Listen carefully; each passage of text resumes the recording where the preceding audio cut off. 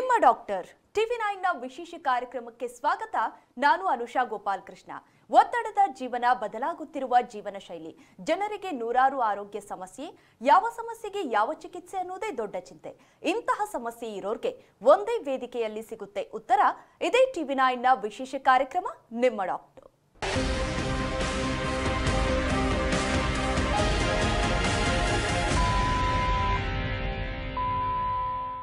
ಮನುಷ್ಯನನ್ನ ಮಾರಣಾಂತಿಕವಾಗಿ ಕಾಡುವ ಭಯಂಕರ ರೋಗವೆಂದರೆ ಅದು ಕ್ಯಾನ್ಸರ್. ಈ ರೋಗ ಬಂತಂದ್ರೆ ಜನರು ಚಿಕಿತ್ಸೆಯ ಬಗ್ಗೆ ವಿಚಾರಿಸುವುದಕ್ಕಿಂತ ಭಯ ಬೀಳುವುದೇ ಜಾಸ್ತಿ. ವೈದ್ಯಕೀಯ ಲೋಕದಲ್ಲಿ ಕ್ರಾಂತಿಕಾರಕ ಬದಲಾವಣೆ ಉಂಟಾಗಿರುವ ಇಂದಿನ ಕಾಲದಲ್ಲೂ ಕೂಡ ಆ ಭೀತಿ ಕಡಿಮೆ ಆಗಿಲ್ಲ ಅಂತ ಹೇಳ್ಬೋದು. ಆದರೆ ಚಿಂತೆ ಮಾಡುವ ಅವಶ್ಯಕತೆ ಇಲ್ಲ. ಆಧುನಿಕ ವೈದ್ಯಕೀಯ ಲೋಕದಲ್ಲಿ ಕ್ಯಾನ್ಸರ್ ರೋಗಕ್ಕೆ ಸೂಕ್ತ ಹಾಗೂ ಪರಿಣಾಮಕಾರಿ ಚಿಕಿತ್ಸೆ ಇದೆ. ಹಾಗಿದ್ರೆ ಯಾವೆಲ್ಲ ಕ್ಯಾನ್ಸರ್ಗೆ ಯಾವ ರೀತಿಯಾಗಿ ಚಿಕಿತ್ಸೆ ಪಡೆಯಬಹುದು, ಅದರ ವಿಧಾನಗಳೇನು, ಕ್ಯಾನ್ಸರ್ ರೋಗದ ಜೊತೆ ಹೋರಾಡಿ ಸಂಪೂರ್ಣವಾಗಿ ಗುಣಮುಖ ಆಗೋದು ಹೇಗೆ, ಇದೆಲ್ಲದರ ಬಗ್ಗೆ ಮಾಹಿತಿ ಕೊಡೋದಕ್ಕೆ ಇವತ್ತು ನಮ್ಮ ಜೊತೆ ಇದ್ದಾರೆ Aster international institute of oncology ಬೆಂಗಳೂರಿನ ರೇಡಿಯೇಷನ್ ಆನ್ಕಾಲಜಿ ಎಚ್ಒಡಿ ಹಾಗೂ ಲೀಡ್ ಕನ್ಸಲ್ಟೆಂಟ್ ಆಗಿರುವಂತಹ ಡಾಕ್ಟರ್ ಎಂ.ಎಸ್. ಬೆಳ್ಳಿಯಪ್ಪ ಅವರು. ಡಾಕ್ಟರ್ ನಮಸ್ತೆ, ಕಾರ್ಯಕ್ರಮಕ್ಕೆ ಸ್ವಾಗತ ನಿಮಗೆ. ಡಾಕ್ಟರ್, ಕ್ಯಾನ್ಸರ್ ಅನ್ನುವಂತಹ ಪದದ ಭೀತಿ ಏನಿದೆ, ವೈದ್ಯಕೀಯ ಕ್ಷೇತ್ರ ಎಷ್ಟೇ ಮುಂದುವರೆದ್ರೂ ಕೂಡ ಜನರ ಮನಸ್ಸಿಂದ ಅದನ್ನ ತೆಗೆದುಹಾಕೋಕೆ ಸಾಧ್ಯವಾಗ್ತಾ ಇಲ್ಲ. ಇವಾಗ ಕ್ಯಾನ್ಸರ್ ಕೇಸಸ್ಗಳು ಕೂಡ ವರ್ಷಗಳ ಕಳೆದಂತೆ ಜಾಸ್ತಿ ಆಗಿರೋದುಂಟು. ಅದರ ಜೊತೆ ಇದರ ಭೀತಿ ತೆಗೆದುಹಾಕದೇ ಇರೋದಕ್ಕೆ ಟ್ರೀಟ್ಮೆಂಟ್ ಅಷ್ಟು ಆಧುನಿಕವಾಗಿ ಮುಂದುವರೆದಿಲ್ವಾ ಅನ್ನುವಂಥದ್ದು, ಅಥವಾ ಯಾವ ಕಾರಣಕ್ಕಾಗಿ ಈ ಕೇಸಸ್ ಜಾಸ್ತಿ ಆದಂತೆ ಕೂಡ ಟ್ರೀಟ್ಮೆಂಟ್ ಅಡ್ವಾನ್ಸ್ ಆಗಿದೆಯಾ ಅಂತ ನೀವು ಹೇಳ್ತೀರಾ? ಜನರ ಮನಸ್ಸಲ್ಲಿ ಯಾಕಿನ್ನೂ ಈ ಭೀತಿ ಇದೆ? ಇದು ಕ್ಯಾನ್ಸರ್ ಇನ್ಸಿಡೆಂಟ್ ಜಾಸ್ತಿ ಆಗಿದೆ ಅಂತ ಯಾಕೆಂತ ಹೇಳಿದ್ರೆ, ಒಂದು ನಮ್ಮ ಲೈಫ್ ಎಕ್ಸ್ಪೆಕ್ಟೆನ್ಸಿ ಜಾಸ್ತಿ ಆಗಿದೆ. ಇವಾಗ 1947 ಇಂಡಿಪೆಂಡೆನ್ಸ್ ಟೈಮಲ್ಲಿ ನಮ್ಮ Indian life expectancy was 47 to 48 years. ಇವಾಗ ಈ ಮಾಡರ್ನ್ ಟೆಕ್ನಾಲಜಿ ಅಂತ ಹೇಳಿದರೆ ಹಾರ್ಟ್ ಪ್ರಾಬ್ಲಮ್, ಲಂಗ್ ಪ್ರಾಬ್ಲಮ್, ಅದನ್ನೆಲ್ಲ ಟ್ಯಾಕಲ್ ಮಾಡಲಿಕ್ಕೆ ಹೊಸ ಹೊಸ ವಿಧಾನಗಳು ಬಂದಿರೋದ್ರಿಂದ ಲೈಫ್ ಎಕ್ಸ್ಪೆಕ್ಟೆನ್ಸಿ ಜಾಸ್ತಿ ಆಗಿದೆ. ಜನರು ನಾವು present life expectancy 72 to 74 years. ಜಾಸ್ತಿ ವರ್ಷ ಬದುಕಿದಷ್ಟು ಈ ಕ್ಯಾನ್ಸರ್ ಇನ್ಸಿಡೆನ್ಸು ಜಾಸ್ತಿ ಹೋಗ್ತದೆ. ಒಂದು ಹೇಳಬೇಕು ಅಂತ ಹೇಳಿದರೆ, for example at the age of 80 years, 80 ವಯಸ್ಸಿನಲ್ಲಿ for men I am telling example, ಅವ್ರಿಗೆ ಏನೂ ತೊಂದರೆ ಇರೋದಿಲ್ಲ. ಸುಮ್ಮನೆ ಬ್ಲೈಂಡಾಗಿ ನಾವು ಪ್ರಾಸ್ಟೇಟ್ ಬಯಾಪ್ಸಿ ಮಾಡಿದರೆ almost 75 to 80% prostate cancer. So age ಜಾಸ್ತಿ ಆದಾಗೆ some of the cancers incidence ಜಾಸ್ತಿಯಾಗಿ ಕಂಡು ಬರ್ತದೆ. ಸೊ ಅದರಿಂದ ನಾವು ಅದನ್ನು ಏಜ್ ಜಾಸ್ತಿ ಬಂದಾಗ ಇದು ಬರುತ್ತೆ, ಅದನ್ನು ನಾವು 50 ವರ್ಷ ಆದಮೇಲೆ ಇನ್ಸಿಡೆನ್ಸ್ ಜಾಸ್ತಿ ಇರೋದ್ರಿಂದ ಅದಕ್ಕೆ ನಾವು ಟೆಸ್ಟ್ಗಳು ಮಾಡಿಸ್ಕೋಬೇಕಾಗತ್ತೆ. ಈಗ ಕ್ಯಾನ್ಸರ್ಗೆ ಬೇರೆ ಬೇರೆ ಹೆಸರುಗಳು ಇದೆಯಾ ಡಾಕ್ಟರ್? ಹೌದು. ಹೇಗೆಂತ ಹೇಳಿದರೆ, ಈ ಕ್ಯಾನ್ಸರ್ ತಲೆಯಿಂದ ಬಿಡೋದವ್ರಿಗೆ ಅಂತ ಹೇಳಿದ್ರೆ ಕಾಲಿನವ್ರಿಗೆ ಯಾವ ಭಾಗದಲ್ಲೂ ಬೇಕಾದ್ರೆ ಕ್ಯಾನ್ಸರ್ ಬರ್ಬೋದು.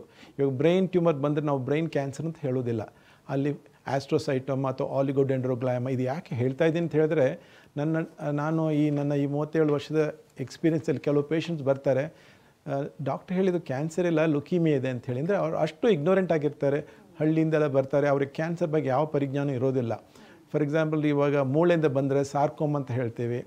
ಫಾರ್ ಎಕ್ಸಾಂಪಲ್ ಇವಾಗ ಈ ಫ್ಯಾಟಿಂದ ಬರುತ್ತೆ, ಲೈಪೋಸಾರ್ಕೋಮ್ ಅಂತ ಹೇಳ್ತೀವಿ. ಹಾಗೆ ಬೇರೆ ಬೇರೆ ಕ್ಯಾನ್ಸರ್ಗೆ ಬೇರೆ ಬೇರೆ ವಿಧಾನದ ಹೆಸರುಗಳಿರ್ತವೆ. ಕ್ಯಾನ್ಸರನ್ನ ಅರ್ಲಿ ಸ್ಟೇಜಸ್ ಅಲ್ಲೇ ಡಿಟೆಕ್ಟ್ ಮಾಡೋದು ಎಷ್ಟು ಇಂಪಾರ್ಟೆಂಟ್ ಆಗುತ್ತೆ, ಮತ್ತೆ ಯಾವ ಒಂದು ಲಕ್ಷಣಗಳನ್ನು ಪೇಷಂಟ್ ಅರ್ಲಿ ಸ್ಟೇಜಸ್ ಅಲ್ಲಿ ಗಮನಿಸಬೇಕು ಡಾಕ್ಟರ್? ಕ್ಯಾನ್ಸರು ನಮಗೆ ಮಾಹಿತಿಗಳಿದ್ದಾವೆ. ಅರ್ಲಿ ಸ್ಟೇಜಲ್ಲಿ ಗುಣಮುಖ ಆಗೋ chance very high. For example stage 1 ನಾವು ಗರ್ಭಕೋಶ ಕ್ಯಾನ್ಸರ್ ಇರ್ಬೋದು ಅಥವಾ ಬ್ರೆಸ್ಟ್ ಕ್ಯಾನ್ಸರ್ ಇರ್ಬೋದು. We talk about 95 to 98% cure rates. ಅದೇ ಸ್ಟೇಜ್ 2 ಆದಾಗ ಸ್ವಲ್ಪ ಕಮ್ಮಿ ಆಗುತ್ತೆ. ಸ್ಟೇಜ್ 3 4 ಇನ್ನೂ ಕಮ್ಮಿ ಆಗ್ತದೆ. So early detection very important. ಹಾಗೆ ಬೇರೆ ಬೇರೆ ಕ್ಯಾನ್ಸರ್ಗೆ ಬೇರೆ ಬೇರೆ ಥರ ಇನ್ವೆಸ್ಟಿಗೇಷನ್ ಇರ್ತದೆ. ಫಾರ್ ಎಕ್ಸಾಂಪಲ್ ಬ್ರೆಸ್ಟ್ ಕ್ಯಾನ್ಸರ್ಗೆ ನಾವು ಮ್ಯಾಮೋಗ್ರಾಮ್ ಅಂತ ಮಾಡ್ತೀವಿ. ಅದೊಂದು ಸ್ಪೆಷಲ್ ಎಕ್ಸ್ರೇ ಬರುತ್ತೆ. ಅದು after 40 years we tell the women to go through this x-ray. ಅದು 2 ವರ್ಷ ನಾರ್ಮಲ್ ಬಂದರೆ ಒನ್ಸ್ ಇನ್ 2 years ನಾವು ಅಡ್ವೈಸ್ ಮಾಡ್ತೀವಿ. ಅದೇ ಇನ್ನು ಕೆಲವು ಗರ್ಭಕೋಶದ ಕ್ಯಾನ್ಸರ್ಗೆ ಒಂದು ಪ್ಯಾಪ್ಸ್ಮಿಯರ್ ಅಂತ ಮಾಡ್ತೇವೆ. ಆಫ್ಟರ್ 40 yearsಯಿಂದ we ask them to do every year. 2 years normal ಇದ್ದರೆ ಒನ್ಸ್ ಇನ್ 2 years ನಾವು ಅದನ್ನು ಪ್ಯಾಪ್ಸ್ಮಿಯರ್ ತಗೊಳ್ಳಿಕ್ಕೆ ಹೇಳ್ತೀವಿ. ಅದೇ ಮೆನ್ನಲ್ಲಿ ಫಾರ್ ಎಕ್ಸಾಂಪಲ್ ಪ್ರಾಸ್ಟೇಟ್ ಕ್ಯಾನ್ಸರ್ ಹೇಳಿದಾಗೆ 50 ವಯಸ್ಸು ಆದಮೇಲೆ ನಾವು ಕಂಡು ಬರೋದು. ಅದರಿಂದ ಅವರಿಗೆ ನಾವು PSA ಅಂತ ಒಂದು ಪ್ರಾಸ್ಟೇಟ್ ಸ್ಪೆಸಿಫಿಕ್ ಆ್ಯಂಟಿಜನ್ ಅಂತ ಒಂದು ಬ್ಲಡ್ ಟೆಸ್ಟ್ ಉಂಟು, ಅದರಲ್ಲಿ ನಮಗೆ ಡಿಟೆಕ್ಟ್ ಮಾಡ್ಬೋದು. ಕೊಲಾನ್ ಕ್ಯಾನ್ಸರ್ ಅಂದರೆ ಜಠರ ಅದರದ್ದು ಕ್ಯಾನ್ಸರ್ಗೆ ನಾವು ಒಂದು ಸ್ಟೂಲ್ ಟೆಸ್ಟ್ ಕಕ್ಕಸಲ್ಲಿ ಒಂದು ರಕ್ತ ಕಣಗಳೇನು ನಾವು ಕಂಡು ಬಂದರೆ ನಾವು ಮತ್ತೆ ಕೊಲೊನೋಸ್ಕೋಪಿ ಮಾಡ್ಬೋದು. ಅದಕ್ಕೆ ಇನ್ನೊಂದು ಬ್ಲಡ್ ಟೆಸ್ಟ್ ಇದೆ, CA ಲೆವೆಲ್, ಕಾರ್ಸಿನೋ ಇಮ್ಯುನೋಜೆನಿಕ್ ಆ್ಯಂಟಿಜನ್. ಹಾಗಾಗಿ ಬೇರೆ ಬೇರೆ ಕ್ಯಾನ್ಸರ್ಗೆ ಬೇರೆ ಬೇರೆ ಟೆಸ್ಟ್ಗಳಿದೆ. ಇದು ಬ್ಲಡ್ಡಲ್ಲಿ ಮತ್ತು ಸ್ಕ್ಯಾನ್ಗಳಲ್ಲಿ ಕಂಡುಬರುವಂಥದ್ದು. ಅದರಲ್ಲೇನಾದರೆ ಸಸ್ಪಿಷಸ್ ಇದ್ದರೆ ನಾವು ಅವ್ರನ್ನ ಫರ್ದರ್ ಇನ್ವೆಸ್ಟಿಗೇಷನ್ ಮಾಡ್ತೀವಿ. ಆಮೇಲೆ ನಮಗೆ CT scan, PET scan, MRI, ಅದು ಡಿಪೆಂಡಿಂಗ್ ಅಪಾನ್ ದ ಫೈಂಡಿಂಗ್ ನಾವು ಏನು ನೋಡಿರ್ತೀವಿ ಅದ್ರ ಮೇಲೆ ನಾವು ಡಿಸೈಡ್ ಮಾಡ್ತೇವೆ. ಡಾಕ್ಟರ್, ಮತ್ತೆ ಈಗ ಹೆಣ್ಣು ಮತ್ತು ಗಂಡು ಕ್ಯಾನ್ಸರನ್ನು ಫೈಟ್ ಮಾಡುವಲ್ಲಿ ಬಯೋಲಾಜಿಕಲಿ ಎಷ್ಟು ಡಿಫ್ರೆನ್ಸ್ ಆಗುತ್ತೆ? ಹೆಣ್ಮಕ್ಳಿಗೆ ಜಾಸ್ತಿ ಚಾಲೆಂಜ್ ಇರುತ್ತಾ ಯಾವುದೇ ರೀತಿಯಾದ ಕ್ಯಾನ್ಸರ್ ಅಂತ ತಗೊಂಡಾಗ ಡಾಕ್ಟರ್? ನನ್ನ ವೈಯಕ್ತಿಕ ಎಕ್ಸ್ಪೀರಿಯನ್ಸಲ್ಲಿ ಈ ಬ್ರೆಸ್ಟ್ ಕ್ಯಾನ್ಸರ್, ನಾವು Bangalore's become a capital for breast cancer. Unfortunately so many reasons. What ನನಗೇನಂತ ಅನಿಸ್ತು ಅಂತ ಹೇಳಿದರೆ, ಬಿಕಾಸ್ ಆಫ್ ದ ನಮ್ಮ ಫುಡ್ ಹ್ಯಾಬಿಟ್ಸಲ್ಲಿ ಒಂದು, ಮತ್ತು the consumption. For example milk, what we consume. Most of the milk what the produce, the use lot of oxytocin, inject ಮಾಡಿ ಅದರಲ್ಲಿ ಹಾಲು ಉತ್ಪಾದನೆ ಜಾಸ್ತಿ ಮಾಡ್ತಾರೆ. May be that we consume. What ಈ ಮಕ್ಕಳು 9 ಇಯರ್ಸಲ್ಲಿ ಮೆಚ್ಯೂರ್ ಆಗ್ತಾ ಇದ್ದಾರೆ ಅಂದರೆ ಅದು ಬೇಗ ಕಂಡು ಬರ್ತಾ ಇದೆ. ಆಮೇಲೆ the girls are getting married in very late age ಅಂತ ಹೇಳಿದರೆ, ಮದುವೆ ನಾವು 21-22 ಅಂದರೆ they are getting married at age of 30 years. ಅದು ಆಮೇಲೆ they having the first child after 30-32 years. ಆವಾಗ the breast is exposed for a longer time of hormones. ಇವಾಗ ಈ ತಾಯಿ ಗರ್ಭಿಣಿ ಆದಮೇಲೆ ಪ್ರೊಜೆಸ್ಟ್ರಾನ್ ಅಂತ ಒಂದು ಹಾರ್ಮೋನ್ ಉತ್ಪಾದನೆ ಆಗುತ್ತೆ. ಅದರಿಂದ ಈ breast is like a protection ಇರ್ತದೆ. If they don't have any children, the incidence of uterine cancer, ovarian cancer ಮತ್ತು ಬ್ರೆಸ್ಟ್ ಕ್ಯಾನ್ಸರ್ ಇನ್ಸಿಡೆನ್ಸ್ ಜಾಸ್ತಿ ಆಗ್ತದೆ. This is one of the reason what I have felt it. ಅಂದರೆ ನನ್ನ ಒಂದು ಇದು. ಇನ್ನೊಂದು ನೀವು ಹೇಳಿದಾಗೆ exposure to lot of pollutions. ಮೊದಲಾದರೆ ಅದ್ರ ಬಗ್ಗೆ ಜಾಸ್ತಿ ಇದಿರಲಿಲ್ಲ. Nowadays we see lot of lung cancer. ಮೊದಲಾದರೆ we used to C only in men, ಗಂಡಸರಲ್ಲಿ ಮಾತ್ರ ನಾವು ಲಂಗ್ ಕ್ಯಾನ್ಸರ್ ಕಂಡು ಬರ್ತಾ ಇತ್ತು. ಇವಾಗ women also we are seeing, who are non smokers, we are seeing lot of lung cancer. ಅದು ನಾವು ಈ ಕೋವಿಡ್ ಟೈಮಲ್ಲಿ ಎಲ್ರಿಗೂ ಏನು ಕೆಮ್ಮು ಬಂದರೆ we used to do CT scan. ಹಾಗೆ ನಾವು ಭಾಳ ಕೇಸಸ್ ಈವನ್ ಹೆಂಗಸರಲ್ಲೂ ನಾವು ಕಂಡು ಬಂದಿದೆ. ನಾವು we have caught in very young ಈ ಸ್ಟೇಜ್, ಅರ್ಲಿ ಸ್ಟೇಜಲ್ಲಿ ನಾವು ಡಿಟೆಕ್ಟ್ ಮಾಡಿದ್ದೀವಿ. So those things are attributed towards the pollution component also is there. ಇದು ಹೇಳ್ಬೋದು. ಸೊ ಅದ್ರ ಜೊತೆಗೆ ಎಲ್ರಿಗೂ ಗೊತ್ತಿರೋ ಹಾಗೆ smoking is definitely, chewing tobacco. Smoking tobacco different forms, ಯಾವುದ್ರ ಬರೀ ಬೀಡಿ, ಸಿಗರೇಟು, ಚುಟ್ಟ, different forms. Tobacco consumption like chewing also, all tobacco consumption can lead to cancer. Doctor, ಇನ್ನು ಈಗ ಕ್ಯಾನ್ಸರ್ಗೆ ಟ್ರೀಟ್ಮೆಂಟ್ ಅಂತ ಬಂದಾಗ ಯಾವೆಲ್ಲ ರೀತಿಯಾದ ಕ್ಯಾನ್ಸರ್ಗೆ ಟ್ರೀಟ್ಮೆಂಟ್ ಇದೆ, ಕಂಪ್ಲೀಟ್ ಆಗಿ ಕ್ಯೂರ್ ಆಗ್ಬೋದು ಅನ್ನುವಂಥದ್ದಿದೆ, ಮತ್ತು ಇದರ ಟ್ರೀಟ್ಮೆಂಟ್ ಯಾವ ರೀತಿಯಾಗಿರುತ್ತೆ ಡಾಕ್ಟರ್? ಮೊದಲು ನಾವೆಲ್ಲ ಸ್ಟೂಡೆಂಟ್ ಆಗಿದ್ದಾಗ ನಾನು passed out from Kidwai way back in 1992 ಆವಾಗ ಏನಂತಂದರೆ ಕ್ಯಾನ್ಸರ್ ಅಂತ ಒಂದೊಂದು ಡಯಾಗ್ನೋಸ್ ಮಾತ್ರ ಕೊಡ್ತಾಯಿದ್ರು. ಇವಾಗ ಕ್ಯಾನ್ಸರಲ್ಲಿ ನಾವು ಸುಮಾರು ಅದರ್ ಫ್ಯಾಕ್ಟರ್ಸ್ ನೋಡ್ತೀವಿ. ಯಾವ ಥರ ಅಂತ ಹೇಳಿದ್ರೆ ಇಮ್ಯುನೋಹಿಸ್ಟೋಕೆಮಿಸ್ಟ್ರಿ ಅಂತ ಮಾಡ್ತೀವಿ, ಮತ್ತು ಜೆನೆಟಿಕ್ಸ್ ಮಾಡ್ತೀವಿ. ಅದ್ರ ಮೇಲೆ ಈ ಪೇಷಂಟ್ ಮುಂದೆ ಹೇಗೆ ರೆಸ್ಪಾಂಡ್ ಆಗ್ತದೆ ಅಂತ ಹೇಳ್ಬೋದು. ಇವ್ರಿಗೆ ಯಾವ ಥರ treatment specific, what we call targeted treatment, ಇದಕ್ಕೆ ಮಟ್ಟರೆ ಮಾತ್ರ ಸಾಕು, ಇವರಿಗೆ ಕೀಮೊಥೆರಪಿ ಬೇಕಾಗಲಿಕ್ಕಿಲ್ಲ, ಟಾರ್ಗೆಟೆಡ್ ಥೆರಪಿ ಕೊಡ್ಬೋದು. ಆ ಥರ ಟ್ರೀಟ್ಮೆಂಟ್ ಬದಲಾವಣೆ ಭಾಳನೇ ಆಗಿದೆ. 20 ವರ್ಷಕ್ಕೂ ಇವಾಗ ಭಾಳನೇ ಬದಲಾವಣೆ ಕಂಡು ಬಂದಿದೆ. ಈ ಟ್ರೀಟ್ಮೆಂಟ್ ಕ್ಯಾನ್ಸರ್ಗೆ ಮೇಯ್ನ್ಲಿ 3 ವಿಧಾನದ ಟ್ರೀಟ್ಮೆಂಟ್. ಒಂದು ಸರ್ಜರಿ ಅಂತ ಹೇಳಿದ್ರೆ ಆ ಗಡ್ಡನ್ನು ತೆಗೆಯೋದು ಅಥವಾ ಅದು ಒಂದು. ಎರಡನೇದು ಕೀಮೊಥೆರಪಿ, ಅದನ್ನು ಇದು ಇಂಜೆಕ್ಷನ್ ಮೂಲಕ ಕೊಡ್ತಾರೆ, ಇವಾಗ ಟ್ಯಾಬ್ಲೆಟ್ ಮೂಲಕನೂ ಬಂದಿದೆ. Radiotherapy which I am specialise, x-ray ಅಥವಾ ಗಾಮಾ ರೇಷಲ್ಲಿ ಕೊಟ್ಟು ಅದನ್ನು ಕಾಯಿಲೆನ ಗುಣಪಡಿಸ್ಬೋದು. ಓಕೆ ಡಾಕ್ಟರ್, ಈಗ ನೀವು ಅಂದರೆ ವಿಧಾನಗಳನ್ನು ಎಕ್ಸ್ಪ್ಲೇನ್ ಮಾಡ್ತಾ ಇದ್ರಿ ಟ್ರೀಟ್ಮೆಂಟ್ಗಿರುವಂಥದ್ದು. ಈ ಕೀಮೋಥೆರಪಿ ಆಗಿರ್ಬೋದು, ಇಮ್ಯುನೋಥೆರಪಿ ಆಗಿರ್ಬೋದು, ಇದರ ವ್ಯತ್ಯಾಸಗಳನ್ನು ನೀವು ಎಕ್ಸ್ಪ್ಲೇನ್ ಮಾಡ್ಬೋದಾ ಡಾಕ್ಟರ್? ಬ್ರೆಸ್ಟಲ್ಲಿ ಒಂದು ಹರ್ಸೆಪ್ಟಿನ್ ಜೀನ್ ಅಂತ ಬಂದಿದೆ, ಅದಕ್ಕೆ ಒಂದು ಆ್ಯಂಟಿಜೀನ್ ಥೆರಪಿ ಒಂದು ಕೊಡ್ತೇವೆ. ಹಾಗೆ ಇವಾಗ ಲಂಗ್ಗೆ ಮೊದಲು ಎಲ್ಲದಕ್ಕೂ ನಾವು ಕೀಮೊಥೆರಪಿ ಕೊಡ್ತಾ ಇದ್ವಿ, ಇವಾಗ ನಾವು ಎಲ್ಲದಕ್ಕೂ ಕೀಮೊಥೆರಪಿ ಕೊಡೋದಿಲ್ಲ. We give some target therapy depending upon the findings ಇಂದ ಬಯಾಪ್ಸಿ ತೆಗಿತೀವಲ್ಲ ಅದರಲ್ಲಿ ನೋಡ್ತೀವಿ ಕ್ಯಾನ್ಸರಲ್ಲಿ ಯಾವ ಟೈಪ್ ಕ್ಯಾನ್ಸರು. ಅದರಲ್ಲಿ ಒಂದು ಫ್ಯಾಕ್ಟರ್ ಹೇಳ್ತೀವಿ, ಎಪಿಡಮಲ್ ಗ್ರೋತ್ ಫ್ಯಾಕ್ಟರ್ ಅಂತ ಒಂದು ಸ್ಪೆಷಲ್ ಫ್ಯಾಕ್ಟ್ರ್ ಇದೆ. ಅದನ್ನು ಪಾಸಿಟಿವ್ ಇದ್ದರೆ ಅವ್ರಿಗೆ ಕೀಮೊಥೆರಪಿನೇ ಬೇಕಾಗೋದಿಲ್ಲ, ಅವರಿಗೆ ಟಾರ್ಗೆಟೆಡ್ ಟ್ಯಾಬ್ಲೆಟ್ಸ್ ಕೊಟ್ಟು ಅದನ್ನು ಗುಣಮುಖ ಮಾಡಿಸ್ಬೋದು. ಸೊ ಟ್ರೀಟ್ಮೆಂಟ್ ಚೇಂಜ್ ಆಗಿದೆ.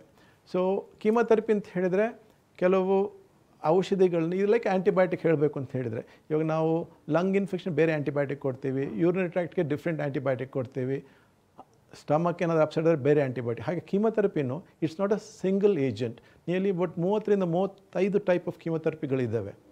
ಸೊ ಬ್ರೈನ್ ಟ್ಯೂಮರ್ಗೆ ಬೇರೆ ಕೀಮೊಥೆರಪಿ ಕೊಡ್ತೇವೆ, ಹೆಡ್ ಆ್ಯಂಡ್ ನೆಕ್ ಕ್ಷರಕೃತಿಗೆ ಅಲ್ಲಿಗೆ ಬೇರೆ ಕೀಮೊಥೆರಪಿ ಕೊಡ್ತೇವೆ, ಲಂಗ್ ಕ್ಯಾನ್ಸರ್ಗೆ ಬೇರೆ ಕೀಮೊಥೆರಪಿ. ಹಾಗೆ ಬೇರೆ ಬೇರೆ chemotherapy is been design for different type of cancers. Okay doctor, ಇನ್ನು ಈ ಹಾರ್ಮೋನೋಥೆರಪಿ ಅಂತಂದರೆ ಅದು ಯಾವ ರೀತಿ ಆಗಿರುತ್ತೆ ಟ್ರೀಟ್ಮೆಂಟ್? ಅದರಲ್ಲೂ ಅಷ್ಟೇ, ನಾನು ಅದೇ ISC ಮಾಡಿದಾಗ ಕೆಲವು ಹಾರ್ಮೋನ್ ರಿಲೇಟೆಡ್ ಟ್ಯೂಮರ್ಸ್ ಇರ್ತವೆ. For example in women breast cancer most of them hormone related. ಮೆನ್ನಲ್ಲಿ ಟೆಸ್ಟೆಸ್ಟೆರಾನ್ ಅಂತ ಒಂದು ಹಾರ್ಮೋನ್ ಇದೆ, ಅದರ ರಿಲೇಟೆಡ್ ಬರುತ್ತೆ. ಸೊ ನಾವು ಹಾರ್ಮೋನ್ ರಿಲೇಟೆಡ್ ಪಾಸಿಟಿವ್ ಬಂದರೆ ನಾವು ಟೆಸ್ಟ್ ಮಾಡಿ ನೋಡ್ತೇವೆ. ಅವ್ರ ಹಾರ್ಮೋನ್ ಪಾಸಿಟಿವ್ ಬಂದರೆ ಆ್ಯಂಟಿ ಈಸ್ಟ್ರೋಜನ್ ಟ್ರೀಟ್ಮೆಂಟ್ ಕೊಡ್ತೇವೆ. ಟೊಮಾಕ್ಸಿಫೆನ್ ಅಂತ ಒಂದು ಔಷಧಿ ಬಂದಿದೆ, ಅದನ್ನು ಕೊಡ್ತೀವಿ. ಅದೇನು ಮಾಡುತ್ತೆ ಅಂದರೆ ಅದನ್ನು ನೆಗೆಟ್ ಮಾಡುತ್ತೆ. ಇದು ಪಾಸಿಟಿವ್ ಇದ್ದಾಗ ನೆಗೆಟ್ ಮಾಡಿ ಕ್ಯಾನ್ಸರ್ ಬೆಳವಣಿಗೆಯನ್ನು ಸ್ಟಾಪ್ ಮಾಡುತ್ತೆ. ಸೇಮ್ ವಿತ್ ಪ್ರಾಸ್ಟೇಟ್ ಕ್ಯಾನ್ಸರಲ್ಲಿ ಮೆನ್ನಲ್ಲಿ ಈ ಟೆಸ್ಟೆಸ್ಟೆರಾನ್ ಲೆವೆಲ್ನ ನಾವು ಕಮ್ಮಿ ಮಾಡಿದಾಗ, ಈ ಟೆಸ್ಟೆಸ್ಟೆರಾನ್ ಹೇಗೆ ಅಂತ ಹೇಳಿದರೆ ಇದನ್ನು ಬೆಳವಣಿಗೆಗೆ ಹೆಲ್ಪ್ ಮಾಡುತ್ತೆ. ಯಾವುದು ಪ್ರಾಸ್ಟೇಟ್ ಕ್ಯಾನ್ಸರ್ನ ಆ ಬೆಳವಣಿಗೆಯನ್ನು ನಿಲ್ಲಿಸ್ಬೋದು. ಇದು ಇದು ಟೆಸ್ಟೆಸ್ಟೆರಾನ್ ಅಂದರೆ ಆ್ಯಂಡ್ರೋಜನ್ ಡಿಪ್ರಾಯ್ಡ್ ಥೆರಪಿ ಅಂತ ಹೇಳ್ತೀವಿ. ಆ್ಯಂಡ್ರೋಜನ್ ಡಿಪ್ರೈವ್ ಅಂದರೆ ಆ್ಯಂಡ್ರೋಜನ್ ಅಂತ ಹೇಳಿದ್ರೆ ಟೆಸ್ಟೆಸ್ಟೆರಾನ್ ಇಸ್ ದ ಮೇನ್ ಥಿಂಗ್. ಅದನ್ನು ನಾವು ಫರ್ದರ್ ಉತ್ಪಾದನೆ ಕಮ್ಮಿ ಮಾಡಿ ಅದು ಈ ಬೆಳವಣಿಗೆಯನ್ನು ನಿಲ್ಲಿಸುತ್ತೆ. ಅದು ಇನ್ನು ಈ 3 ರೀತಿಯಾದಂತಹ ಹಾರ್ಮೋನೋಥೆರಪಿ ಆಗಿರ್ಬೋದು, ಕೀಮೋಥೆರಪಿ, ಇಮ್ಯುನೋಥೆರಪಿ ಎಲ್ಲ ಟ್ರೀಟ್ಮೆಂಟ್ ಕೂಡ ಮಾಡಬಹುದಾ ಪೇಷಂಟ್ಗೆ? ನಾವು ಯೂಶಲಿ ಪೇಷಂಟಿಗೆ 3 ವಿಧಾನದಲ್ಲಿ ಡಯಾಗ್ನೋಸ್ ಮಾಡ್ತೇವೆ. ಒಂದು ಡಾಕ್ಟರ್ ನಾವು ಕೂತ್ಕೊಂಡು ಕ್ಲಿನಿಕಲ್ ಡಯಾಗ್ನೋಸ್ ಅವ್ರು ನೋಡಿಬಿಟ್ಟು ಗಡ್ಡೆ ಇದೆಯಾ, ಇದು ಇರ್ಬೋದು, ಅದು ಇರ್ಬೋದು ಅಂತ ಹೇಳಿ. ನೆಕ್ಸ್ಟ್ ರೇಡಿಯೋಲಾಜಿಕಲ್ ಡಯಾಗ್ನೋಸ್ ಅಂದರೆ CT ಸ್ಕ್ಯಾನ್ ಮಾಡ್ಬೋದು, ಎಕ್ಸ್ರೇ ಮಾಡ್ಬೋದು, MRI ಮಾಡ್ಬೋದು, PET ಸ್ಕ್ಯಾನ್ ಮಾಡ್ಬೋದು. ಅದು ರೇಡಿಯೋಲಾಜಿಕಲ್ ಡಯಾಗ್ನೋಸ್ ಮಾಡ್ತೀವಿ. 3ನೇದು ಪೆಥಾಲಜಿಕಲ್ ಡಯಾಗ್ನೋಸ್ ಅಂದರೆ ಬಯಾಪ್ಸೀಸ್ ಕನ್ಫರ್ಮೇಟ್ ಆದಮೇಲೆ ನಾವು ಟ್ರೀಟ್ಮೆಂಟ್ ಶುರು ಮಾಡೋದು. ಬಯಾಪ್ಸಿಯಲ್ಲಿ ನಾವು ಮೊದಲಾದರೆ ಇದು ಸ್ಕ್ವಾಮಸ್ ಸೆಲ್ ಕಾರ್ಸಿನೋಮಾ, ಅಡಿನೋಕಾರ್ಸಿನೋಮಾ ಹಾಗೆ ಕ್ಯಾನ್ಸರ್ ಮಾತ್ರ ನಾವು ಡಯಾಗ್ನೋಸ್ ಮಾಡ್ತಾಯಿದ್ವಿ. ಈಗ ಹೊಸ ಇದರ ವಿಧಾನದಲ್ಲಿ ವಿ ಡೂ ಸಮಥಿಂಗ್ ಕಾಲ್ಡ್ ಇಮ್ಯುನೋಹಿಸ್ಟೋಕೆಮಿಸ್ಟ್ರಿ ಅಂತ ಮಾಡ್ತಿದ್ದೀವಿ, ನಾನು ಅದನ್ನ ಹೇಳಿದ್ದೇನೆ. ಮತ್ತು ಜಿನೋಮಿಕ್ಸ್ ಮಾಡ್ತೇವೆ. ಇವಾಗ ಸುಮಾರು 1000 ಟೈಪ್ ಜಿನೋಮ್ಸ್ ಇದ್ದಾವೆ. ಇವಾಗ ನಾವು ಆ ಜೀನ್ ಪ್ರೆಸೆಂಟ್ ಇದ್ದರೆ ಅದಕ್ಕಾಗಿ ನಾವು ಟಾರ್ಗೆಟ್ ಮಾಡ್ಬೋದು. ಮೊದಲಾದರೆ ಇದೆಲ್ಲ ಇರಲಿಲ್ಲ. ಈಗ ಒಂದು 8-10 ವರ್ಷದಿಂದ ಇದು ಬಂದಿರೋದ್ರಿಂದ the so much work is going on the gene therapy. ಈಗ ಎಲ್ಲ ಲಂಗ್ ಕ್ಯಾನ್ಸರ್ಗೆ ಒಂದೇ ಥರ ಟ್ರೀಟ್ಮೆಂಟ್ ಹೋಗೋದಿಲ್ಲ. ಇವಾಗ ಜೀನಲ್ಲಿ ಏನಾದರೂ ಪಾಸಿಟಿವ್ ಇದ್ದರೆ ಅದಕ್ಕೆ ಸ್ಪೆಸಿಫಿಕ್ ಟ್ರೀಟ್ ಮಾಡ್ತೀವಿ, ಅದು ನೆಗೆಟಿವ್ ಇದ್ದರೆ ಕೀಮೊಥೆರಪಿ ಕೊಡ್ತೀವಿ. ಆ ಥರ ಟ್ರೀಟ್ಮೆಂಟ್ ಬದಲಾವಣೆ ಆಗುತ್ತೆ. ಓಕೆ ಡಾಕ್ಟರ್, ಇನ್ನು ಈ ಸರ್ಜರಿಗೂ ಇದಕ್ಕೂ ಎಷ್ಟು ವ್ಯತ್ಯಾಸ ಆಗುತ್ತೆ ಟ್ರೀಟ್ಮೆಂಟ್ ಮತ್ತು ಗುಣಮುಖ ಆಗುವಂತಹ ಒಂದು ಪ್ರೊಸೀಜರಲ್ಲಿ? ಮತ್ತು ಸರ್ಜರಿ ಅಂತಲೇ ಬಂದಾಗ ಯಾವೆಲ್ಲ ರೀತಿಯಾದ ಸರ್ಜರೀಸ್ ಇದೆ ಡಾಕ್ಟರ್? Good question. ಈ ಗಡ್ಡೆ ಬಂದಾಗ ಅಂದರೆ ಟ್ಯೂಮರ್ ಬಂದಾಗ 2-3 ವಿಧಾನ ಹೇಳಿದ್ದೇನಲ್ಲ, ಸರ್ಜರಿ, ರೇಡಿಯೋಥೆರಪಿ ಆ್ಯಂಡ್ ಕೀಮೊಥೆರಪಿ. ಈ role of surgery and radiotherapy is local control. Okay, ಅಂದರೆ ಕಾಯಿಲೆ ಇವಾಗ ಬ್ರೆಸ್ಟ್ ಕ್ಯಾನ್ಸರ್ ಇದ್ದರೆ ಆ ಬ್ರೆಸ್ಟ್ನ ಆ ಟ್ಯೂಮರ್ ತೆಗೆಯೋದು ಕಣ್ಣಿಗೆ ಕಾಣೋದೆಲ್ಲ ಡಾಕ್ಟರ್ ತೆಗೆದು ಬಿಡ್ತಾರೆ. ಯಾರು the surgeon will remove and we give local radiotherapy. ಕಣ್ಣು ಕಾಣ್ತಗಳು ಇದ್ದರೆ ಅದನ್ನು ನಾವು ರೇಡಿಯೇಷನಲ್ಲಿ ಅದನ್ನು ಬೆಳವಣಿಗೆನ ನಿಲ್ಲಿಸ್ತೇವೆ. ಆ ಕಣಗಳು ಎಲ್ಲಾದರೆ ಮೈಯಲ್ಲೆಲ್ಲ ಓಡಾಡ್ತಿದ್ರೆ, ಎಲ್ಲಾದರೂ ಸ್ಪ್ರೆಡ್ ಆಗಿದ್ರೆ chemotherapy will come in to play. So most of the cancers is all combination of all these 3. It's not just radiation, it's not just surgery, just not chemotherapy. It could be hormone therapy, immunotherapy, so many things will come. So ಅದು depend up what stage ಮೇಲೆ ಹೋಗುತ್ತೆ, what type of cancer, ಅದ್ರ ಬಗ್ಗೆ ಎಲ್ಲ ನಾವು ತಿಳ್ಕೋಬೇಕು before we start any treatment. Doctor, ಇನ್ನು ಇದರ ಸಕ್ಸಸ್ ರೇಟ್ ಎಷ್ಟು ರೀತಿಯಾಗಿರುತ್ತೆ? ಮತ್ತು ಎಲ್ಲ ರೀತಿಯಾದ ಪೇಷಂಟ್ಸ್ ಕೂಡ ಈ ರೀತಿಯಾದ ಕೀಮೋಥೆರಪಿ ಇಂಥ ಟ್ರೀಟ್ಮೆಂಟ್ಗಳನ್ನು ತಡ್ಕೊಳ್ಬಹುದಾ? ಅಂದರೆ ಅದನ್ನು ಸಂಪೂರ್ಣವಾಗಿ ನಾರ್ಮಲ್ ಸ್ಟೇಜ್ಗೆ ಬರದೇ ಹೋದರೂ ಒಂದು ರೀತಿಯಾಗಿ ನೀವು ಹೇಳ್ದಂಗೆ ಕಂಟ್ರೋಲ್ ಸ್ಟೇಜ್ಗೆ ಬರೋದಕ್ಕೆ ಎಷ್ಟು ಟೈಮ್ ತೊಗೊಳುತ್ತೆ ಡಾಕ್ಟರ್? ಫಾರ್ ಎಕ್ಸಾಂಪಲ್ ನಾವು ಈ stage 1, stage 2 any type of cancer most of them they will live for more than like they get cured. ನಾವು ಹೇಗೆ ಹೇಳ್ತೀವಿ ಅಂತ ಹೇಳಿದ್ರೆ, ಒಂದು ಕ್ಯಾನ್ಸರ್ ಟ್ರೀಟ್ ಮಾಡಿದ್ಮೇಲೆ 5 ವರ್ಷ ನಾವು ಅದನ್ನು ಫಾಲೋಅಪ್ ಮಾಡ್ತಾ ಇರ್ತೀವಿ. 5 ವರ್ಷದಲ್ಲಿ ಕ್ಯಾನ್ಸರ್ ಬರಲಿಲ್ಲ ಅಂತ ಹೇಳಿದ್ರೆ we tell 95 to 98% they will not get back the cancer. ಒಂದು ಟ್ರೀಟ್ಮೆಂಟ್ ಮುಗಿ 5 ವರ್ಷ ನಾವು ಅದನ್ನ ರೆಗ್ಯುಲರ್ ಫಾಲೋಅಪ್ ಮಾಡ್ತಾ ಇರ್ತೀವಿ. ಈಗ breast cancer even we follow up for 10 years. 10 years 5 ವರ್ಷ ಆದಮೇಲೆ ಬರೋಂಥ chance are 5 to 10% only. 90% it will not get. All depends upon what stage we are dealing with. ಒಂದು ಈಗ along with that what type of tumour also is important. ಹೇಳಿದಾಗೆ genomics ಎಲ್ಲ ಇರೋದ್ರಿಂದ, so ಈಗ for example early stage ಇರ್ಬೋದು, but very aggressive type of ಟ್ಯೂಮರಲ್ಲಿ they don't do well a stage 1 of a good prognostic this thing. ಮೊದಲಾದ್ರೆ ನಾವು ಸ್ಟೇಜಿಗೆ ಭಾಳ ಪ್ರಾಮುಖ್ಯತೆ ಕೊಡ್ತಾ ಇದ್ವಿ. ಇವಾಗ ಆ ಸ್ಟೇಜ್ ಜೊತೆನೂ we have to do this immunohistochemistry ಮತ್ತು ಜಿನೋಮಿಕ್ಸ್ ಮಾಡಲೇಬೇಕಾಗುತ್ತೆ. ಅದು ಸ್ವಲ್ಪ ಎಕ್ಸ್ಪೆನ್ಸಿವ್ ಇರ್ಬೋದು, but we have to explain to the patient ಇದು ಮಾಡಿಸ್ಕೊಳ್ಳಿ, ಇದು ಮಾಡೋದ್ರಿಂದ ಕೀಮೋಥೆರಪಿನ ಅವಾಯ್ಡ್ ಮಾಡ್ಬೋದು ಅಂತ ಹೇಳ್ಬೋದು. ಸೊ ಆದ್ದರಿಂದ ನಾವು ಟಾರ್ಗೆಟೆಡ್ ಟ್ರೀಟ್ಮೆಂಟ್ ಕೊಡ್ಬೋದು. ಅದರಿಂದ outcome better, cure rate will be much better, less of complication of the treatment, tolerance will be much better, ಅದೊಂದಿರುತ್ತೆ. ಮತ್ತು age is not a criteria. Mean like for example ನಾನು ಹೇಳಿದಾಗೆ ಈ prostate cancer ಎಲ್ಲ ಬರೋದು 80 ವಯಸ್ಸ ಮೇಲೆ ಆರ್ 70. ಸೊ ಏಜ್ ಆಗಿಂತ ಟ್ರೀಟ್ಮೆಂಟ್ ನಾವು V should not deprive them of that. So ಅವರಿಗೆ ಕೊಡುವಂಥ ಟ್ರೀಟ್ಮೆಂಟ್ ಅವ್ರ ಜನರಲ್ ಕಂಡೀಷನ್ ಚೆನ್ನಾಗಿದ್ದರೆ ಕೊಡಲೇಬೇಕಾಗುತ್ತೆ. ಅದೇ ಒಂದು 40 years totally bedridden, you can't do anything, will not treat. If the stage is one part, general condition we call performance status ಅಂತ ಹೇಳ್ತೀವಿ, ಅವ್ರದ್ದು general condition ಚೆನ್ನಾಗಿದ್ದರೆ ಖಂಡಿತ ಅವ್ರಿಗೆ ಟ್ರೀಟ್ಮೆಂಟ್ ಕೊಡಲೇಬೇಕಾಗುತ್ತೆ. ಡಾಕ್ಟರ್, ಇನ್ನು ಈಗ ರೇಡಿಯೇಷನ್ಸ್ ಮೂಲಕ ಚಿಕಿತ್ಸೆ ಎಷ್ಟು ಪರಿಣಾಮಕಾರಿಯಾಗಿರುತ್ತೆ? ಯಾವ ರೀತಿಯಾಗಿ ರೇಡಿಯೇಷನ್ಸ್ ಅಂದರೆ ಮನುಷ್ಯನ ದೇಹದ ಮೇಲೆ ಕ್ಯಾನ್ಸರ್ ಟ್ರೀಟ್ಮೆಂಟಲ್ಲಿ ವರ್ಕ್ ಆಗುತ್ತೆ ಡಾಕ್ಟರ್? ನಾನು I am practising radiation since past 36 years. ಈ ರೇಡಿಯೇಷನ್ನು ಮೇಯ್ನ್ಲಿ 3 ಟೈಪ್ ಬರ್ತದೆ ಹೇಳಬೇಕು ಅಂತ ಹೇಳಿದ್ರೆ, ಗಾಮಾ ರೇಸು, ಎಕ್ಸ್ರೇಸು, ಪ್ರೋಟಾನ್ಸ್ ಅಂತ ಹೇಳ್ತೀವಿ. ಪ್ರೋಟಾನ್ಸ್ ನಾವು ಪ್ರಾಕ್ಟೀಸ್ ಮಾಡಲ್ಲ, mainly we practice with x-rays. ನಾವು ಈ ಎಕ್ಸ್ರೇಸ್ ಮೊದಲಾದ್ರೆ ಕೊಬಾಲ್ಟ್ ಟ್ರೀಟ್ಮೆಂಟ್ ಅಂತ ಮಾಡ್ತಾ ಇದ್ದೀವಿ. ಇವಾಗ ಪಾಸ್ಟ್ ಒಂದು 20-22 yearsಯಿಂದ ಲೀನಿಯರ್ ಆಕ್ಸ್ರೇ ಅಂದರೆ ಎಕ್ಸ್ರೇ ಟ್ರೀಟ್ಮೆಂಟ್ಗಳು ಬಂದಿವೆ. ಅದರ ಅಡ್ವಾಂಟೇಜ್ ಏನಂದರೆ they are very precise, millimetre wise we can be precise. ನಾವು ಆ ಜಾಗಕ್ಕೆ ಕೊಡಬೇಕಂದ್ರೆ ಆ ಜಾಗಕ್ಕೆ, ಬಿಕಾಸ್ ರೇಡಿಯೇಷನ್ ಕೊಡಬೇಕಾದ್ರೆ ನಾರ್ಮಲ್ ಟಿಶ್ಯೂನ we should respect, we should not destroy the normal tissue, we have to treat only the tumour tissue. So ಅದು ನಾವು ಈ ರೇಡಿಯೇಷನ್ ಹೊಸ ಟೆಕ್ನಿಕಲ್ ಯೂಸ್ ಮಾಡ್ತೀವಿ. ಆ ಮಿಷಿನ್ಗಳು ಕಾಲ್ಡ್ ಲೀನಿಯರ್ ಆಕ್ಸಲರೇಟರ್. ಆ ಲೀನಿಯರ್ ಆಕ್ಸಲರೇಟರಲ್ಲಿ ನಾವು ಡಿಫ್ರೆಂಟ್ ಟೆಕ್ನಿಕ್ ಬರುತ್ತೆ. 3D ಕನ್ಫರ್ಮಲ್ ರೇಡಿಯೋಥೆರಪಿ ಅಂತ ಹೇಳ್ತೀವಿ, IMRT ಅಂತ ಮಾಡ್ತೀವಿ, IGIMRT ಅಂತ ಮಾಡ್ತೀವಿ, VMAT ಅಂತ ಮಾಡ್ತೀವಿ, ರ್ಯಾಪಿಡ್ ಆರ್ಕ್, ಹಾಗೆ ಡಿಫ್ರೆಂಟ್ ಟೆಕ್ನಿಕ್ಸ್. ಅದ್ರ ಜೊತೆಗೆ ಇನ್ನೊಂದು SRS SRT ಅಂತ ಸ್ಟೀರಿಯೋಟ್ಯಾಕ್ಟಿಕ್ ರೇಡಿಯೋಥೆರಪಿ, ರೇಡಿಯೋ ಸರ್ಜನ್ ಅಂತ ಬರ್ತವೆ. ಈ ಬ್ರೈನಲ್ಲೆಲ್ಲ ಚಿಕ್ಕ ಟ್ಯೂಮರ್ಗಳು ಇರ್ತವೆ. Sometime cancer is use for non cancers tumour also, acoustic neuroma ಆ ಥರ ಎಲ್ಲ ಯೂಸ್ ಮಾಡ್ತೀವಿ, where normal tissue can be spared even millimeter wise. So other technique can be done here. See what I mean, with God's grace, I worked even in, seen some procedures even in Stanford USL. ಬಹಳ ವರ್ಷ ನಾನು ಅಲ್ಲಿ training ಆಗಿದೆ. ನಾವು ಒಂದು ಹೇಳಬಲ್ಲೆ, ಅಲ್ಲಿರುವಂಥ technique is available in your Bangalore. Whatever is available, it is because people, ಇನ್ನೂ ಸುಮಾರು ಜನರು ಎಲ್ಲರೂ ಹೊರಗಡೆ ಹೋಗ್ತಾರೆ ಟ್ರೀಟ್ಮೆಂಟಿಗೆ, but what is available is available here. I have seen in my own eyes, even I have seen a treatment what they do in Heidelberg University in Germany. Same treatment is available here. So the treatment ಗೆ ಹೊರಗೆ ಹೋಗುವಂಥ ಅವಶ್ಯಕತೆ ಬರಲ್ಲ. ಕ್ಯಾನ್ಸರ್ಗೆ ಇರುವಂತಹ ಅಂದರೆ early detection ಟೆಸ್ಟ್ಗಳೇನಿದೆ ಅದನ್ನು ಪದೇ ಪದೇ ಮಾಡಿಸೋದ್ರಿಂದನೂ ಅಂದರೆ ರೇಡಿಯೇಷನ್ಸ್ ಎಫೆಕ್ಟ್ ಆಗುತ್ತೆ ಅನ್ನುವಂಥ ಕೆಲವು ಮಿತ್ಸ್ ಕೂಡ ಇದೆ ಡಾಕ್ಟರ್, ಅದು ನಿಜಾನಾ? Yes, it was there. ಹಳೆ ಮಿಷಿನ್ಗಳಲ್ಲಿ ಸ್ವಲ್ಪ ಬ್ರೆಸ್ಟ್ ಮ್ಯಾಮೋಗ್ರಾಮ್ ಎಲ್ಲ ಮಾಡಬೇಕಾದ್ರೆ ಅವ್ರಿಗೆ ಸ್ವಲ್ಪ ರೇಡಿಯೇಷನ್ ಎಕ್ಸ್ಪೋಜರ್ ಇದೆ ಅಂತ ಇತ್ತು. ಮತ್ತು ಈ ಫಾರ್ ಎಕ್ಸಾಂಪಲ್ ಈ TBಗೆಲ್ಲ ರಿಪೀಟೆಡ್ ಚೆಸ್ಟ್ ಎಕ್ಸ್ರೇ ಮಾಡೋರು, ಆವಾಗ ಲಂಗ್ ಕ್ಯಾನ್ಸರ್ ಬರುತ್ತೆ ಅಂತ ಇತ್ತು. ವಿತ್ ಮಾಡರ್ನ್ ಇಕ್ವಿಪ್ಮೆಂಟ್ಸಲ್ಲಿ radiation exposure is very very minimal. ಅದು ನಮ್ಮ ಬಾಡಿಗೆ ಎಷ್ಟು ತಗೊಳ್ಬೇಕು ಆ ಅಮೌಂಟಲ್ಲೇ ಇರ್ತದೆ. ನಾರ್ಮಲ್ ಇದರೊಳಗೂ ರೇಡಿಯೇಷನ್ ಎಕ್ಸ್ಪೋಜರ್ ಇರುತ್ತೆ. If you walking on a beach there is lot of radiation exposure from the normal natural background. ಅಂಥದ್ದು ಕಂಪೇರ್ ಮಾಡಿದರೆ exposure of radiation which causes health hazard is very very minimal. ಇನ್ನು ಈ ರೇಡಿಯೋಥೆರಪಿಯಲ್ಲಿ ಇಂಟ್ರಾಆಪರೇಟಿವ್ radiotherapy ಅಂತೆಲ್ಲ ಏನು ಹೇಳ್ತೀವಿ, ಅದರಲ್ಲಿ ವಿಧಾನಗಳಿದೆಯಾ ರೇಡಿಯೋಥೆರಪಿಯಲ್ಲಿ ಅಂತ? ಓಕೆ, ಫಸ್ಟ್ ಟೈಮ್ ನಮ್ಮ ಆಸ್ಟರ್ ಗ್ರೂಪಲ್ಲಿ ಒಂದು ಇಂಟ್ರಾಆಪರೇಟಿವ್ ಎಲೆಕ್ಟ್ರಾನ್ ಥೆರಪಿ ಅಂತ ಬಂದಿದೆ. ಇಂಟ್ರಾಆಪರೇಟಿವ್ ಅಂತ ಹೇಳಿದ್ರೆ ಇವಾಗ ಫಾರ್ ಎಕ್ಸಾಂಪಲ್ ನಾನು ಹೇಳಿದಾಗೆ linear accelerator which we regularly use, ಅದಕ್ಕೆ ಆ equipment is very expensive, it will 20-23 crores ಆಗುತ್ತೆ. ಅದನ್ನು ಸಾಮಾನ್ಯ ರೂಮಲ್ಲಿ ಹಾಕ್ಲಿಕ್ಕೆ ಆಗೋದಿಲ್ಲ. ಈ ಇಂಟ್ರಾಆಪರೇಟಿವ್ ಥೆರಪಿನ ಹೊಸ ಮಿಷಿನ್ ಬಂದಿದೆ, ಅದನ್ನು ನಾವು ನಮ್ಮ ಈ ಆಪ್ರೇಷನ್ ಥಿಯೇಟ್ರಲ್ಲಿ ಹಾಕೋಬೋದು. ಅದು ಹಾಕಿ ಆಪ್ರೇಷನ್ ಮಾಡಿದ ಮೇಲೆ ಆ ಟ್ಯೂಮರ್ ಬೆಡ್ಗೆ ನಾವು ಲೋಕಲ್ ರೇಡಿಯೇಷನ್ ಕೊಡ್ಬೋದು. ಅದರಿಂದ ಏನಾಗ್ತದೆ ಅಂತ ಹೇಳಿದ್ರೆ, ಅಲ್ಲಿ ಏನಾದರೆ ಆಪ್ರೇಷನ್ ಮಾಡೋ ಟೈಮಲ್ಲಿ ಏನಾದರೂ ಸೆಲ್ಸ್ ಎಲ್ಲಾದರೆ ಕ್ಯಾನ್ಸರ್ ಸೆಲ್ಸ್ ಎಲ್ಲಾದರೆ ಬಿದ್ದಿದ್ದರೆ ಅಥವಾ ಅಕ್ಕಪಕ್ಕದಲ್ಲಿ ಏನಾದರೂ ಕ್ಯಾನ್ಸರ್ ಸೆಲ್ ಇದ್ದರೆ ನಾವು ಒಂದೇ ಶಾರ್ಟಲ್ಲಿ ರೇಡಿಯೇಷನ್ ಕೊಟ್ಟು ಅದನ್ನು ಫರ್ದರ್ ಬೆಳವಣಿಗೆಯನ್ನು ಗ್ರೋತ್ನ ನಾವು ಸ್ಟಾಪ್ ಮಾಡ್ಬೋದು.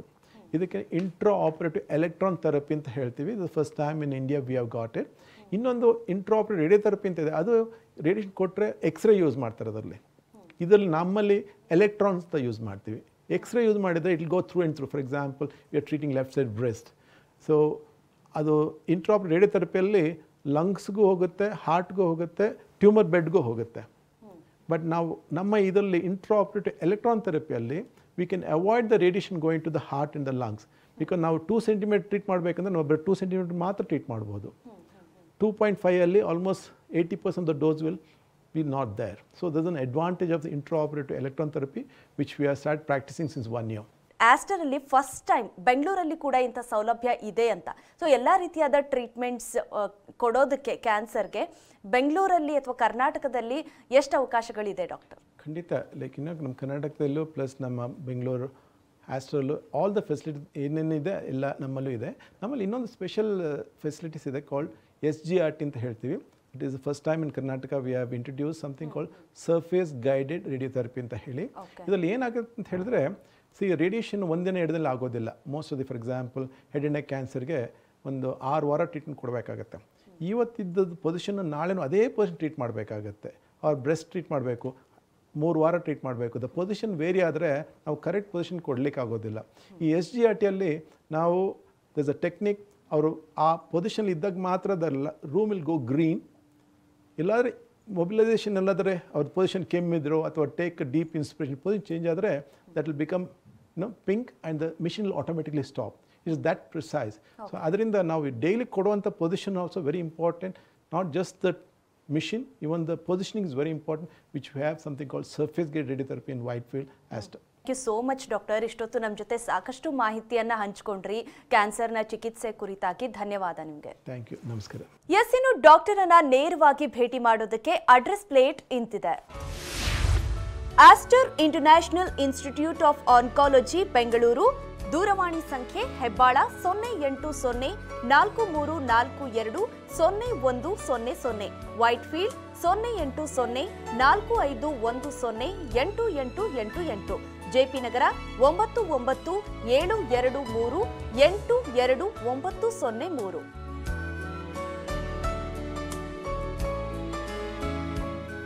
ಇದಾಗಿತ್ತು ಇವತ್ತಿನ ನಿಮ್ಮ ಡಾಕ್ಟರ್. ನಿರಂತರ ಸುದ್ದಿಗಾಗಿ ನೋಡ್ತಾ ಇರಿ TV9.